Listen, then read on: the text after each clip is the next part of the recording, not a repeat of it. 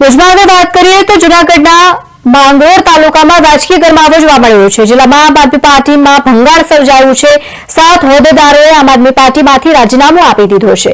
પાલિકાની ચૂંટણી નજીક આવતા રાજકારણમાં પણ ગરમાવો જોવા મળી રહ્યો છે। જિલ્લા આમ આદમી પાર્ટીમાં ફરી એકવાર ભંગાણ જોવા મળી રહ્યું છે। જૂનાગઢથી સમાચાર પ્રાપ્ત થયા છે। માંગરોળ તાલુકામાં આમ આદમી પાર્ટીમાં 7 જેટલા પાર્ટીના હોદ્દેદારો અને તેમજ કાર્યકર્તાઓએ રાજીનામું આપ્યું છે।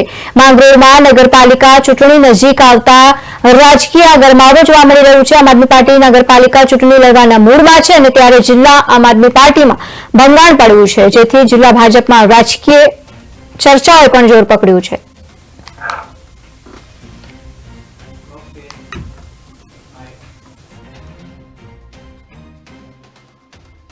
રાજીનામું આપવાનું કારણ એ છે કે અમે જે પાર્ટીની વિચારધારાની સાથે અમે જોડાણા હતા કે ભાઈ ચલો કોંગ્રેસ ભાજપ તો છે, પણ આમ આદમી પાર્ટી એક એવી પાર્ટી હતી કે જે શિક્ષા, સ્વાર્થ, લોકોના મુદ્દાઓ ઉઠાવતી હતી અને લોકોના હિત માટે કામ કરતી હતી, એટલે પાર્ટીમાં જોડાણા। પણ આજે પણ આમ આદમી પાર્ટીની અમે જે હાલાત જોઈએ છે કે અમુક મુદ્દાઓ ઉપર જે બોલે છે, જેવી રીતના કે મુસ્લિમો ઉપર અત્યાચાર થાય છે, તો આમ આદમી પાર્ટી કશું બોલતી નથી। રાજીનામું